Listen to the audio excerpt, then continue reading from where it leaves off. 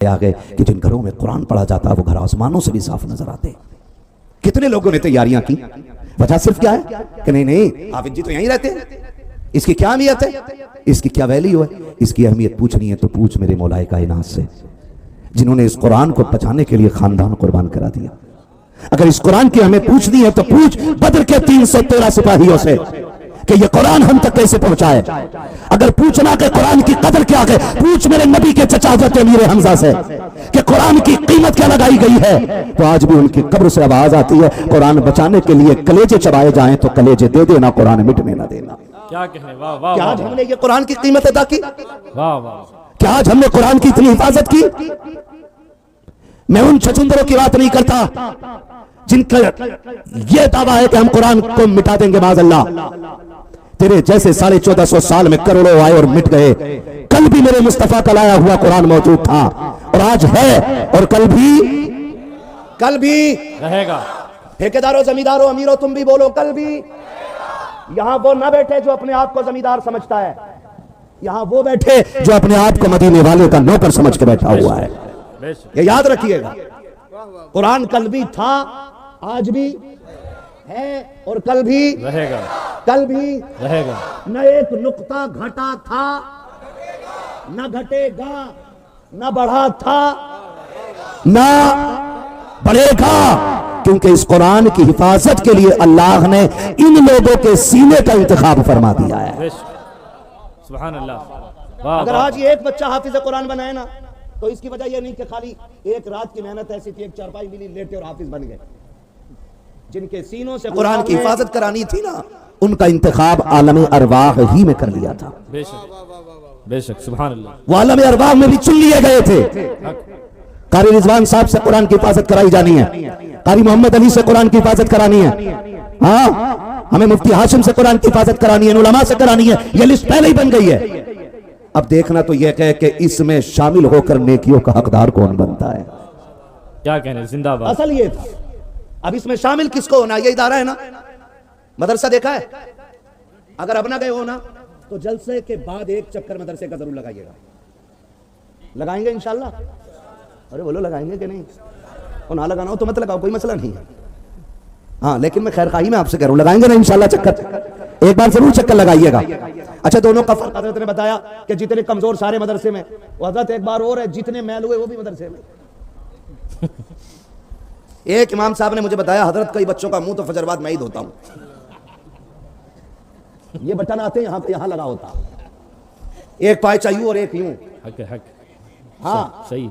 वो आंखें पूरी नहीं खुलती। इमाम साहब ने कह दिया फजर बाद आ जाना, मैंने चल चल चल चल हाफिज जी मारेंगे, और उसे ऐसे ही चप्पल हाथ में ले निकल। तो कई लोगों ने बताया ऐसे ही खिदमतें इन लोगों की दीन के लिए खिदमतें। कभी आपने मुवाजना करके नहीं देखा स्कूल और मदरसे का? आपको समझाऊं, करके देखो। जब स्कूल में जाओ ना बच्चा लेकर के, तो सबसे पहले पूछते हैं आय प्रमाण पत्र लाइए, आपकी इनकम क्या है, ये प्रूफ दीजिए आपकी इनकम क्या है। आपको मालूम है हमारे स्कूल की फीस कितनी है? नहीं, कहते हैं सुनो, 1000 रुपए पर मंथ फीस है, 1100 रुपए गाड़ी का खर्चा है पर मंथ। कितने हो गए? 1000 और 1100। अरे कितने तो पढ़े ही हो गए यार। खुदा की मिला ना विसाले सनम, ना इधर के रहे ना उधर के, ना मदरसे में गए ना अच्छे से स्कूल में ही पढ़े। हमारे बच्चे तो जामे भी उन स्कूलों में जिसमें खिचड़ी बटे है। अम्मा ये पूछे अल्लाह प्लेट रख ली कर रख ली बस्ते में, ये नहीं पूछती किताबें पूरी हैं कि नहीं,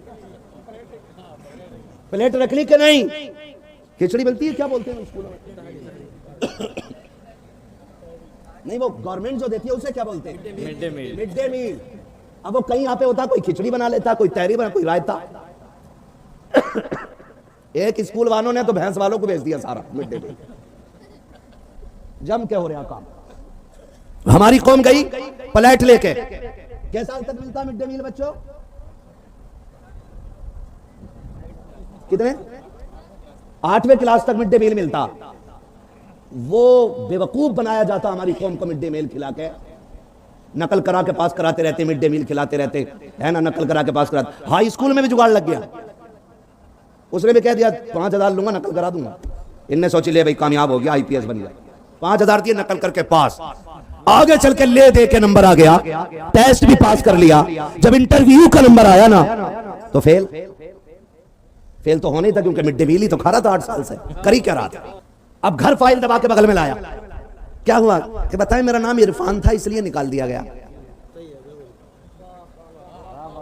समझ रहे, मेरा नाम इरफान था इसलिए इंटरव्यू से निकाल दिया गया।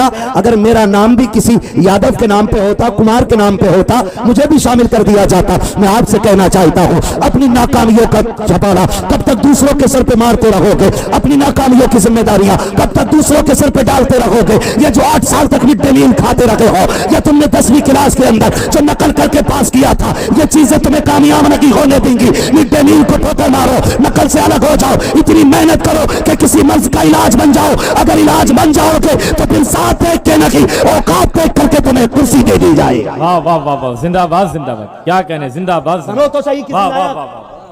वाह वाह वाह वाह वाह। वो कहते बिच्छू का मंत्र आता नहीं वाह, वाह। और सांप के बिल में हाथ डाल दिया। क्या कहने, वो कुछ पढ़ तो। मैदान जंग में गधे नहीं दौड़ा करते, घोड़े ही काम आते। क्या काम आते? तो गधे ना बनो, घोड़े बनो, कामयाब बनो, नकल के लालच में ना रहो, मिड डे मील के चक्कर में ना पड़ो। महाराजा शरीफ वाले एक ऐलान करते हैं, आधी रोटी खाएंगे, बच्चों को पढ़ाएंगे, आधी रोटी खाएंगे। ये देखो कौन नहीं बोल रहा, वो दलाल अपने औलाद की रोटी खाना चाह रहा होगा कमाई। सितम ना करो, 200 रुपए के चक्कर में बच्चों को जिन उम्र में पढ़ना चाहिए 200 रुपए के लालच बर्बाद, बच्चों की भी बर्बाद करने पे लगे हुए। सितम में बच्चों के साथ ही है। अगर आप गरीब है, मजदूर हैं, तो 1 घंटा ज्यादा मेहनत कर ले। तू 8 घंटे करता है ना मजदूरी, 9 घंटे कर ले, लेकिन अपने बेटे को अच्छी तालीम दे दे, ताकि जिस मुश्किल से तू गुजरा है ना, तेरी औलाद उस मुश्किल का मुंह ना देखे। आज सबसे पीछे हमारी कौम है, सबसे जाहिल हमारी कौम है, सबसे बर्बाद हमारी कौम है। मोबाइल चलाने में 1 नंबर पे, रत जगहों में 1 नंबर पे, छिनरेबाजी में 1 नंबर पे, छिचोरेबाजी में 1 नंबर पे, छपरागिरी में 1 नंबर पे, पैसा कमाने में सबसे पीछे पड़ी है ये कौम, बर्बाद करने में 1 नंबर पे। कब जागोगे तुम? 3 बजे तक मोबाइल के गेम में जागते रहते हो, 4 बजे तक यारों के साथ पबजी खेलते रहते हो, 6-6 घंटे नाले पे बैठे रहते हो। खुदा की कसम, अगर यही वक्त उठा करके इन अपनी कीमती औकात को तुम अगर किताबों पे लगा दोगे, कोई IAS बनता नजर आएगा, कोई IPS बनता नजर आएगा, कोई BMS बनता नजर आएगा, कोई MBBS बनता नजर आएगा, कोई कारी बनता नजर आएगा, कोई आलिम बनता नजर आएगा, कोई मुफ्ती बनता नजर आएगा, और दुनिया देख के कहेगी इन्हें बुरा मत कहना, ये वो है जो निजाम 1400 साल पहले आया था, आज भी उसी निजाम को कंधे पे लेके आगे चल रहे हैं। वाह वाह वाह, नारे तकबीर, नारे रिसालत, उलमाए अहले सुन्नत, खतीबे आज़म हिंदुस्तान, नारे तकबीर, वाह वाह वाह वाह वाह, जिंदाबाद जिंदाबाद, क्या कहने। पढ़ो, पढ़ोगे बच्चे इंशाल्लाह। मेरे बच्चे जो फोन चलाते हैं, मैं यकीन के साथ 100% कह सकता हूं, मेरे कहने से आप फोन छोड़ोगे तो नहीं, क्योंकि ये ऐसी बीमारी है जो छुटती तो है ही नहीं, अलबत्ता कम हो सकती है। मैं बच्चों मेरी तरफ देखो बेटे, छोटे बच्चे मेरी तरफ देखें। ए मेरे लाल इधर देख, मैं बात बताऊं आपको, बताऊं एक बात, ज्यादा चलाओगे तो अगर आप भीख मांगने के भी लायक नहीं रहोगे। ये मेरी बात सुन लेना आप बच्चों, ये बात शायद तुम्हारे अब्बा ने ना बताई होगी, लेकिन मैं बता रहा हूं। अगर तुम आज मोबाइल चलाओगे ना, तो जवानी में कोई भीख भी नहीं देगा, क्योंकि अब तो भीख भी QR कोड से ले रहा भिखारी। काबिल है, उससे कोई टूटे नहीं है तो कह रहे लो फोन पे कर दो। सही है भाई, होता है भाई, सिग्नल पे हम लोगों के साथ होता है। हाँ, तो कह रहा QR कोड पे डाल दो। अब आप समझ रहे हैं, समझ रहे मेरी बात? तो जो बच्चे मोबाइल चलाएंगे ना ज्यादा, वो भीख मांगने के भी लायक नहीं रहेंगे। आप मोबाइल चलाते हो, आप 24 घंटे में अपने खेल के लिए आधा घंटा सिर्फ रखो। कितना? बच्चे बोले कितना? आधा घंटा। बच्चे बोले कितने घंटे? आप आधा घंटा मोबाइल के लिए अपना रखो, बाकी टाइम अपनी पढ़ाई के लिए रखो। अगर तुम पढ़ के काबिल बन जाओगे ना, तो मोबाइल की औकात क्या, पूरी टेक्नोलॉजी तुम्हारे कदमों में रहेगी। तुम जहाज के कंधे पे बैठ के उड़ोगे। अगर तुम तालीम अच्छी कर लोगे ना, तो तुम सिर्फ मोबाइल में जहाज नहीं, हकीकत में जहाज उड़ाने के लायक बन जाओगे। लेकिन कब? जब आप मेहनत करोगे। अगर आप पबजी खेलोगे, आपका मन नहीं लगता पढ़ाई में ना, तो फिर आप भीख मांगने के भी लायक नहीं रह जाओगे। फैसला आपको करना है। और एक बात और बता दूं बेटे, इधर देख, शिकल देख के बेटी कोई नहीं देता है, कमाई देख के लोग बेटी देते हैं। समझ रहे हो मेरी बात? अगर चाहते हो सही घर में शादी हो जाए ना, तो फिर भी पढ़ो। पढ़ोगे ना? मैंने दोनों बड़े बड़े लालच दे दिए, अब उम्मीद है इंशाल्लाह कुछ सुधरोगे। पढ़ोगे कि नहीं बेटे? पढ़ते हैं आप लोग?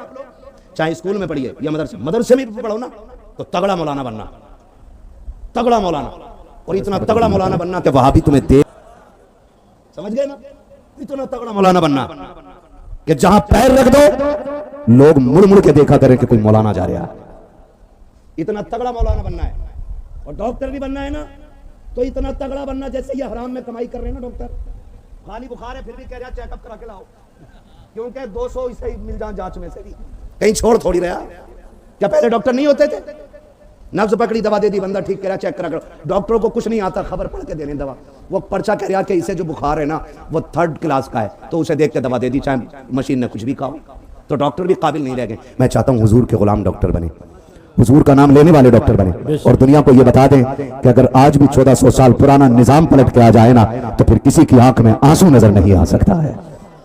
इसलिए मैं चाहता हूं हुजूर के गुलाम आलिम बने, डॉक्टर बने, हुजूर के गुलाम IAS IPS की कुर्सी पे बैठे। वो जो जज की कुर्सी पे बैठा हो ना, वो मुंह देख के फैसला ना करे, वो दलील देख के फैसला करे, वो पैसे लेके फैसला ना करे। आज देखो कितने लोग कोर्ट के दरवाजों पे आज तक माथे मार रखे हैं, सर पटक रखे हैं। कई बार ऐसा होता है कि मजलूम फंस जाते हैं और जालिम छूट जाते हैं, फिर कहते हैं कि जी हम क्या कर सकते थे, कोई रास्ता ही नहीं है। मैं गारंटी के साथ कहता हूं आज भी अगर कुर्सी पे उमर फारूक आजम जैसा बंदा बैठा हो ना तो मुजरिम जुर्म करते हुए घबराएंगे और सजा देने वाले सजा देते वक्त होश के नाखून लेंगे। समझ रहे मेरी बात? तो मैं चाहता हूं कौम मुस्लिम आगे बढ़े, पढ़ेंगे इंशाअल्लाह, पढ़ेंगे इंशाअल्लाह। तो मैं क्या बात अर्ज कर रहा था, फर्क समझ लो, फर्क समझे। हम बच्चे को लेके जाते हैं अपने स्कूल में ना, तो स्कूल वाले देख के कहते हैं कि भाई 1000 फीस का हो गया, 1100 रुपए गाड़ी के हो गए, कितने हो गए? मैथ में ज्यादा माहिर हो आप लोग हैं? नहीं, कितने हो गए? 2100। और कहा फिर प्लस कब किताबें 6000 की 6 महीने की, कितने हो गए? अजीब आदमी हो, ऐसे बोलो ना। अब ऐसी अभी हजरत तकरीर कर रहे हैं, उनकी आधी समझ में आई, मेरे आधी आई भी नहीं थी, और तुम ऐसी बोली में बोल रहे हो कि मैं समझ नहीं पा रहा हूं कि क्या बता रहे हो आप। ऐसे बता दो कितने? 8000 और 100 है ना जी, इतनी हो गए 8100। अच्छा अगली और चीज और रह गई ना, का ड्रेस, इसका भी खर्चा के साथ जूते के पैसे नहीं करना, अंदर नहीं आ सकता।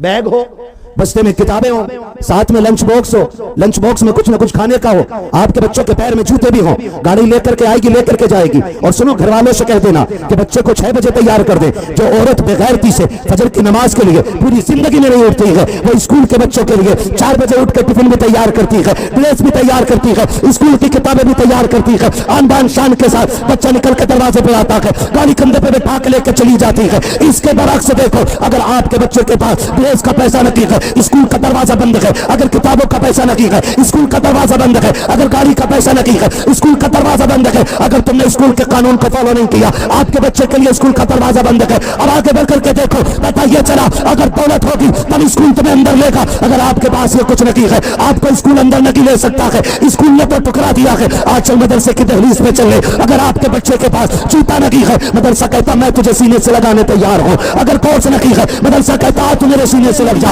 अगर आपके भी सीने से लगाने तैयार है, अगर आपके बच्चे के पास जूता नहीं है फिर भी सीने से मदरसे लगाते हैं, पता ये चला वो अमीरों की तालीम होती है जो अमीरों को सीने से लगाती है। ये नबी की तालीम है जो गरीबों को सीने से लगाया है। वाह वाह वाह, नारे तकबीर, नारे रिसालत, उलमाए अहले सुन्नत, खतीब आज़म हिंदुस्तान हजरत अल्लामा मुफ्ती हम्माद रजा साहिब किबला, नारे तकबीर, वाह वाह वाह वाह वाह, जिंदाबाद जिंदाबाद। किसी ने कहा जाके किसी स्कूल के टीचर से कि भाई इतनी अंधी क्यों मार रहा है, साल में एक बच्चे की फीस 70,000 क्यों ले रहा है?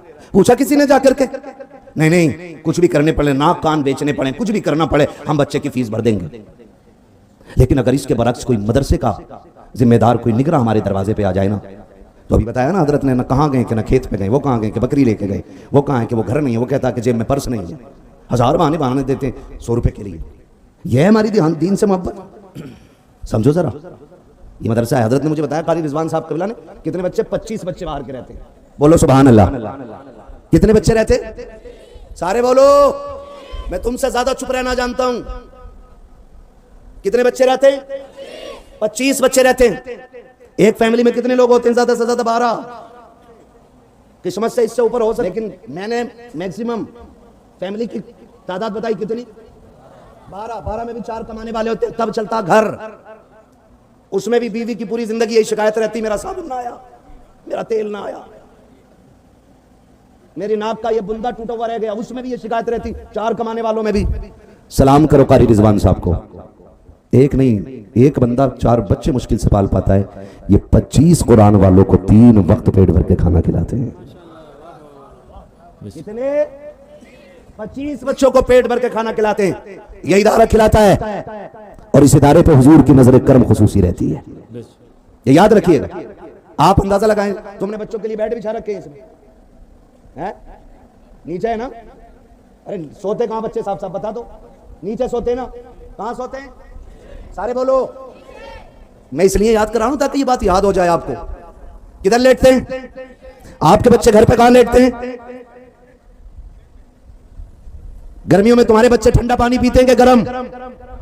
बोलो सारे। और सर्दियों में कंबल ओढ़ते हैं कि नहीं? ओढ़ते हैं भाई, रजाई है, कंबल ओढ़ते हैं कि नहीं? और ओढ़ते हैं, उसके बावजूद पानी गरम। मगर ये मदरसे में पढ़ने वाली जमात, ये 25 कुरान वाले, ये जब घर से आते हैं ना तो माँ की ममता छोड़ के आते हैं, बाप का प्यार छोड़ के आते हैं। इनकी भी बहनें होती हैं, ये भी भाइयों के लाडले होते हैं। मैं इनकी भी माँ इन्हें रोज शाम लाइन के लोग इस दौर से गुजरे हैं। ये पूरी जमात, बेटा काला हो या गोरा हो, माँ के लिए चांद से ज्यादा हसीन होता है। कोई माँ अपनी औलाद की जुदाई बर्दाश्त नहीं कर सकती है, और ये जानती है मेरी पूरी जमात। जब हम कभी मदरसे से वापस आते थे, छुट्टी होती थी, हमारी माँ 2 दिन पहले हमारी पसंद का सारा इंतजाम कर देती थी। कहती थी 4 दिन के लिए मेरा बेटा छुट्टी में आ रहा है, उसको बिरयानी पसंद है, पहले दिन बिरयानी बनानी है, कोरमा बनाना है, कीमा बनाना है, उसकी पसंद के ये खाने बनाने। माँ सारा इंतजाम कर देती थी। वो माँ जो हमें देखे बगैर नहीं सोती थी, वो हमारे बगैर रो के भी सोई है। वो बाप जो शाम को चीज लाके हमारी गोद में डाल के और मुस्कुराता हुआ देख के फिर चांद से सो जाता था, वो हमारे बगैर रो के भी सोया है। आपको क्या लगता है, ये जिन्हें हाफिज जी कह के आप निकल जाते हो, ये दीन ऐसे ही आ गया? एक बिस्तर पे लेटे और सुबह तक हाफिज बन गए? किसी ने चाबी लगाई और एक रात में आलिम बना दिया?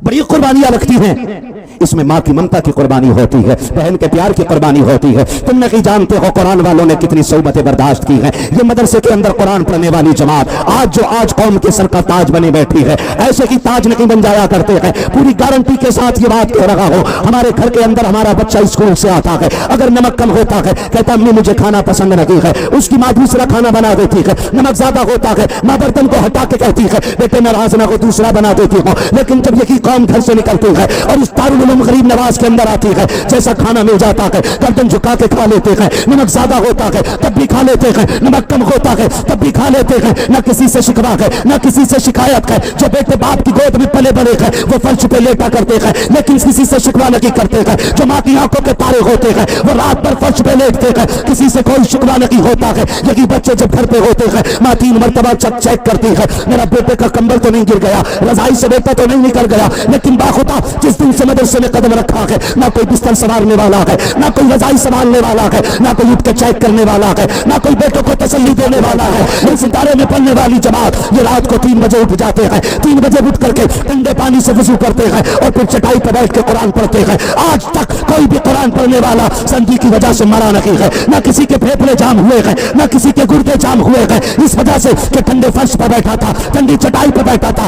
आखिर क्या वजह है? हमारे बच्चे जो घर पर रहते हैं ठंडा पानी पी ले तो उनके नाक बंद हो जाती है, फेफड़े सलसल करने लगते हैं। आखिर क्या वजह है? तो वजह यह है कि बच्चे वो भी होते हैं जो घरों पर रहते हैं, बच्चे वो भी होते हैं जो मदरसों में रहते हैं। लेकिन फर्क इतना है जो बच्चे घर पर रहते हैं वो माँ बाप की देखभाल में होते हैं, और जो मदरसे आ जाते हैं वो मदीने वाले रसूल पाक की देखभाल। वाह वाह वाह वाह, जिंदाबाद, नारे तकबीर, नारे रिसालत, उलमाए अहले सुन्नत, खतीब आज़म हिंदुस्तान। वाह वाह वाह वाह, क्या कहना जो है सारे लोगों की। जिंदाबाद जिंदाबाद। इससे अच्छी जगह नहीं, इससे अच्छी जगह नहीं। कभी आया करो। कितने लोग जन्नत में जाना चाहते हैं? जरा हाथ उठा के बता दे। मर्द लोग, बस मर्द लोग हाथ उठाएं। या अल्लाह जितने लोगों ने हाथ उठाए सबको हुजूर के सत्ते में जन्नती बना दे, और जिन्होंने नहीं उठाए ना उनके लिए दुआ आखिर में करूंगा। मरना है ना सबको? मरना है कि नहीं? ए भैया हरे रुमाल वाले बैठ जा, बैठ जा मेरे लाल, बैठ जा 2 मिनट। पहला बंदा है भैया जो तू उठा पूरी इतनी हजारों की महफिल में। मरना है ना सबको, और सबकी तमन्ना यह होती है कि मैं मरूं तो मैं कब्र में जब आखिरी तख्ता लगे, अंधेरा हो और फरिश्ते आके कफन चेहरे से हटाएं तो सामने मुस्तफ़ा के चेहरे की रोशनी नजर आने लग जाए। यही है ना? नेकोकार की भी यही दुआ है, बदकार की भी यही दुआ है। है ना जी। आलिम की भी यही दुआ है, किसान की भी यही दुआ है, मजदूर की भी यही दुआ है, पीर की भी यही दुआ है, सबकी दुआएं यही है ना, सबकी दुआएं यही है ना।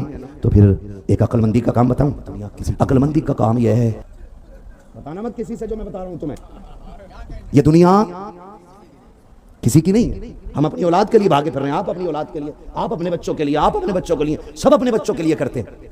लेकिन ये बच्चे इतने बेवफा होते हैं कि तुम्हारे मरने की देर है और तुम्हारी जायदाद को ना ये माले गनीमत समझ के उस पर सांप बन के बैठ जाते हैं। इतनी फिक्र नहीं करते कि लो भाई अब्बा करोड़ छोड़ के गया है तो 50-60 हज़ार उसके सवाब के लिए लगाते कहीं ना, कोई नहीं देगा तुम्हारे लिए। और यकीन ना हो ना, यकीन ना हो ना तो कब्रिस्तान जाके देख लो, बड़े बड़े जमींदारों की कब्रों में तख्ते नजर आ रहे हैं, टूटी हुई हड्डियां दिखाई देंगी, फटे कफन के धागे दिखाई देंगे। ऐसा नहीं है कि वो लावारिस थे, उनका कोई नहीं था, उनका भी परिवार था, वो भी औलाद वाले थे, लेकिन क्यों आज उनकी कब्रों पे मिट्टी डालने वाला नहीं रहा कोई? क्योंकि दुनिया मतलबी है। 40वें से ज्यादा आपको कोई याद नहीं करेगा।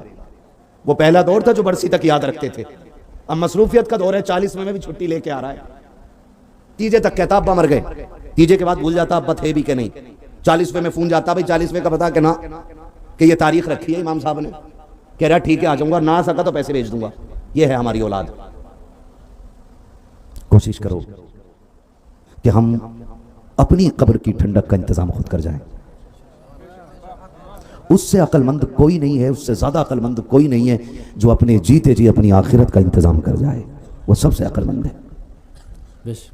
पहली अक्लमंदी तो यह है कि खुद पढ़ ले, खुद ना पढ़ सके तो औलाद पढ़ा ले, अगर ये भी ना कर सके तो पढ़ने वालों की मदद करने लग जाए। ये सबसे आसान तरीका है, पढ़ने वालों की मदद करने लग जाए। और याद रखो हमारी जो रस्में है ना, अब्बा की मैयत 40 और सारे अमीर आ रहे हैं खाने, कोई गरीब ही ना आ रहा। हाँ, कोई क्रेटा से, कोई ब्रेजा से, कोई रेंज रोवर से, कोई फॉर्चूनर से, ऐसी ऐसी गाड़ियों से तो 40 में खाने आ रहा। सवाब मिलेगा अब्बा को एक ठलुए के खाने की, जो हर दिन 40 लोगों को खिलाने की ताकत रखता है, खुद 40वें की रोटी ढूंढता हुआ पहुंच गया है। रेंज रोवर से उतर के कह रहा किधर है रोटी, ऐसा लग रहा है इससे बड़ा मोहताज कोई नहीं। बंद करो ये खाने, शरीयत इसकी इजाजत नहीं देती है। अगर खिलाना गरीबों को खिलाओ, या इसी जमात को खिलाओ जिसको खिलाने से कुरान वाला भी राजी हो जाए और मदीने वाला भी राजी हो जाए। ऐसी जमात को खिलाओ, खिलाना भी है। तो हम किसे किसे खिला रहे? कह रहा जी शुक्र है अब्बा मरे थे ना, 40 भगोने बनवा रहे हूँ, 40 ना 80 बनवा ले, अब्बा का अजाब कम नहीं हो रहा, लठिया बराबर चल रही है उधर।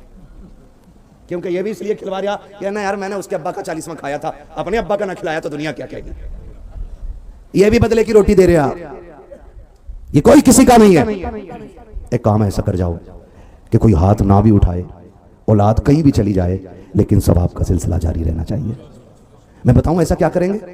ये इदारा है ना, इसमें एक कूलर लगवाओ, कुरान वालों के लिए फ्रीजर लगवाओ, ठंडे पानी के लिए उनका इंतजाम करो, कमरों के लिए उनका इंतजाम करो।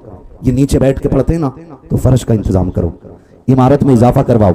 जब तक इसकी छत रहेगी, एक बच्चा भी नीचे बैठ के ना कुरान पढ़ता रहेगा, उसका सवाब बगैर हाथ उठाए मदद करने वाले की कब्र में जाता रहेगा। करेंगे मदद इंशाल्लाह मदरसे की? जितने गरीब करेंगे हाथ उठा रहे, पैसे वाले तो उठा ही नहीं रहे। करेंगे इंशाल्लाह मदद मदरसे की? हैं? उम्मीद कर सकता हूं। अच्छा, अपने माँ बाप से कितने लोग प्यार करते हैं?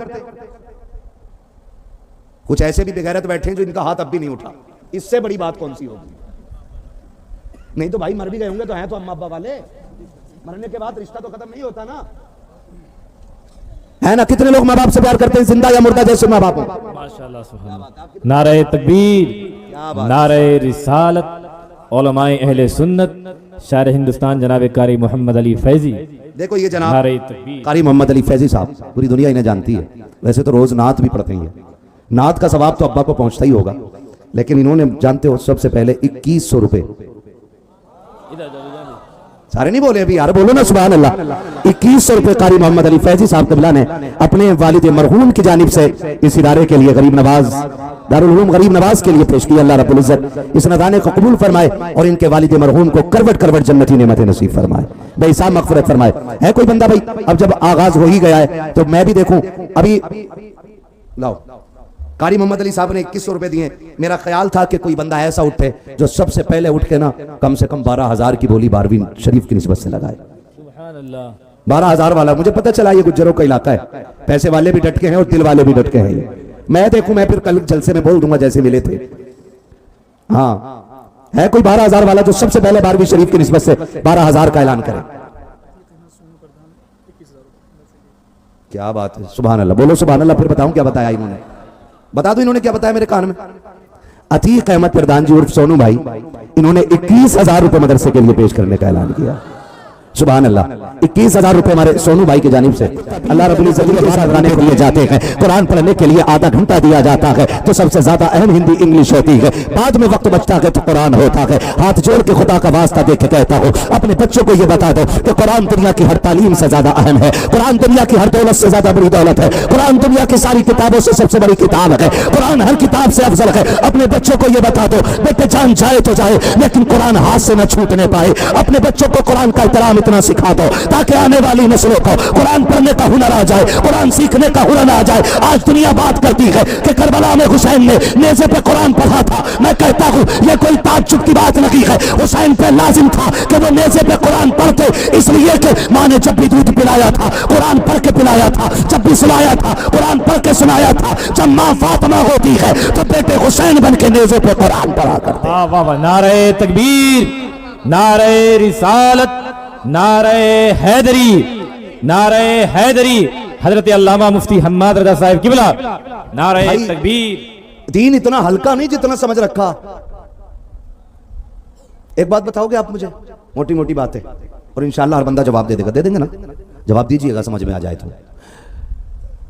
एक यूकेजी एलकेजी नर्सरी की एक ट्यूशन बताओ जो 500 रुपए से कम में हो और अच्छी ट्यूशन हो। जिनके बच्चे पढ़ते हैं वो जवाब दें, मिलती है कम से कम 1,000 रुपए रख लेते हैं है भाई, ऐसे ही है भाई। 1,000 रुपए एक नर्सरी के बच्चे की जो हम ट्यूशन लगाते हैं उसका 1,000 रुपए देते हैं, और जिस बच्चे को मदरसे में भेजते हैं उस मौलवी को महीने के 100 रुपए देते हैं। मुश्किल है 100 रुपए भी,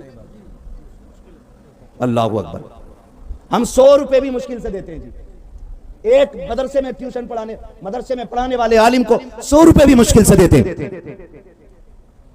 जबकि बताया गया और सब जानते हैं कि अगर इमारत बुलंद रखनी होती है ना तो बुनियाद मजबूत रखनी पड़ती है, यही है ना। हमें अगर 4 मंजिला मकान बनाना है तो जमीन के ऊपर से ऐसी ईंटें लगा के कर देंगे काम। इंजीनियर कहेगा भाई दीवारें तोड़ फिर से भर के ला, अगर दूसरी मंजिल पे भी गया ना तो ये बैठ जाएगी। का बुनियाद मजबूत नहीं है। अगर बुनियाद मजबूत ना हो तो इमारत गिर जाती है, और अगर बुनियाद मजबूत ना हो तो मौलवी मजबूत कैसे बनेगा आपका बच्चा, उसका दीन मजबूत कैसे होगा। हाँ गलत नहीं कह रहा हूं, ये बेटियां बैठी हुई हैं, इनकी जिंदगियों के साथ जितना खिलवाड़ होता उतना तो मर्दों के साथ भी नहीं होता। शादी हो गई, घर आ गई, बच्चों वाली हो गई, बच्चे बड़े होने लग गए और फिर भी कुरान लेके बैठे हैं तो हुनर ही हुनर है। आज तक बगैर हिज्जे के एक आयत आगे पढ़ने तैयार नहीं, और ससुर कह रहे हैं हमारी बहू बड़ा कुरान पढ़ा है, 3 घंटे हिलाए तो 2 रुपए उसके। ये कंडीशन है हमारी। और कभी 30-40 में जाने का मौका मिलता है ना कहीं भी, फिर देखो कुरान पढ़ने वालों को ऐसा पढ़ रहा कुरान, दिल करे उठा के ऐसा पटक कि इसकी 3 इकाई बन जाए। समझ में ही नहीं आता कुरान पढ़ गया कि संस्कृत पढ़ गया। हाँ, ये हमारे कुरान की तालीम है। और मजाल है इमाम खुतबे में 3 मिनट ज्यादा कर दे, जिसकी आज तक तहियात याद नहीं है, वो कह रहा है इमाम रखने का ना भी टाइम का पाबंद नहीं है, इसे निकाल दो। ये 2 कौड़ी के आदमी की जबान होती है, जिसे कलमा दुरुस्त याद नहीं, वो फैसला करता है कि इमाम कौन बनेगा। कयामत कब आएगी? अगर जाकिर फैसला करने लगे कि किसके पीछे नमाज होगी और किसके नहीं, तो मत पूछ कयामत कब आएगी, समझ ले कयामत तेरे दरवाजे पे आके खड़ी हो गई। आज हम कहां खड़े हो गए आकर के? आज सब रो रहे हैं कि मुसलमान परेशान है। मुसलमान दूसरों के सितम से नहीं, अपने अमाल की बुनियाद पर परेशान है, अपने अमाल की। लेकिन कोई हमारे घर में कुरान रखा हुआ तो 7 बंदे घर में हैं तो 14 मोबाइल तो हैं, लेकिन अगर 7 बंदे घर में हैं तो 3 से ज्यादा कुरान नहीं है। और वो 3 भी सिर्फ रमजान में एक आधा खुलता उनमें का, बाकी 3 के 3 वो 11 महीने बंद रहते हैं। कोई है पूछने वाला बड़ा बूढ़ा, बेटे ये कुरान जुज़दान में कब से रखा है?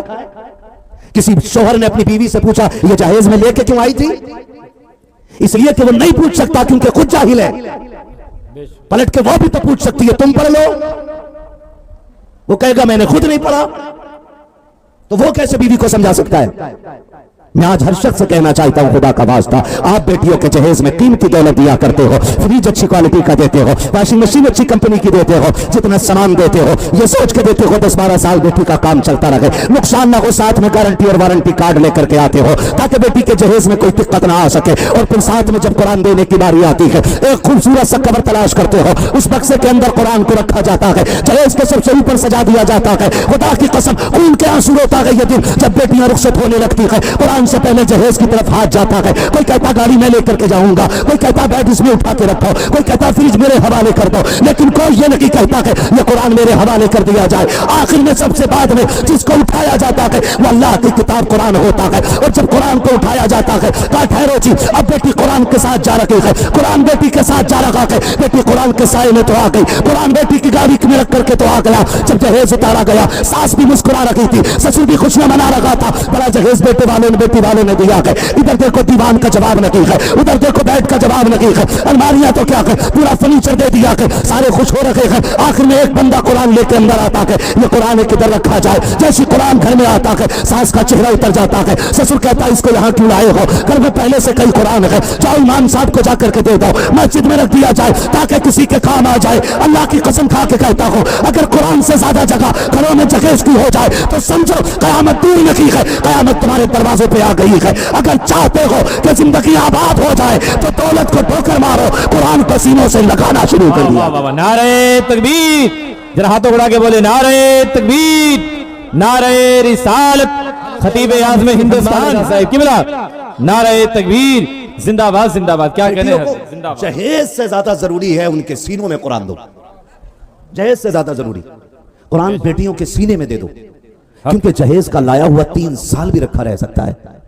अगर बेटियों को कुरान पढ़ा के रुखसत कर रहे हो ना, तो वो जब भी मुसल्ले पे बैठेगी कुरान की कोई ना कोई आयत या रुकू जरूर पढ़ेगी।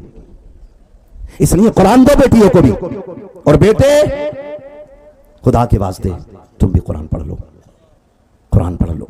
और पढ़ने की कोई उम्र नहीं है। अगर आप ये कहते हैं मैं जवान हो गया जी, मैं कैसे कुरान पढ़ूं, उसी के लिए आपके जंगल में यह इदारा कायम किया गया है। आपको सुबह में वक्त नहीं मिलता तो शाम में आके कारी साहब के पास बैठो, इनसे कहो हमें दुनिया से ज्यादा कुरान से प्यार हो गया है, हमें कुरान चाहिए। कुरान पढ़ो जवानों, हमारी सब मुश्किलों का हल कुरान में है, सारी आफतों से निजात का रास्ता हमें कुरान देता है। हम पढ़ें, कुरान की कदर करें।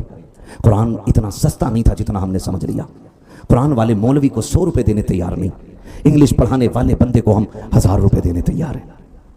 क्या कुरान तुमसे कयामत में गिरबान पकड़ के पूछेगा नहीं, बता मैंने तेरा क्या बिगाड़ा था कि कभी तूने मुझे खोल के भी नहीं देखा था? वो लोगों, हमारी असल जिंदगी मरने के बाद शुरू होती है। हमारी असल जिंदगी मरने के बाद शुरू होती है। सारे गुनाहगार है, मैं भी गुनाहगार, आप भी गुनाहगार, लेकिन रब बड़ा करीम है, रब बड़ा करीम है, उसकी रहमत के दरवाजे खुले हैं यार। ऐसे पढ़ लो इतना कुरान के कम से कम दुनिया सो रही हो तो हम कुरान लेके बैठ जाया करें। फरमाया गया कि जिन घरों में कुरान और नमाज नहीं पढ़ी जाती वो घर कब्रिस्तान होते हैं। हाँ, और जिन घरों में रात के सन्नाटे में तिलावत की जाती है वो घर आसमानों से भी साफ नजर आया करते हैं। ये लाइट आसमान तक जाते जाते खत्म हो जाती है, ये रोशनी खत्म, अंधेरा, लेकिन ये साफ साफ लिखा गया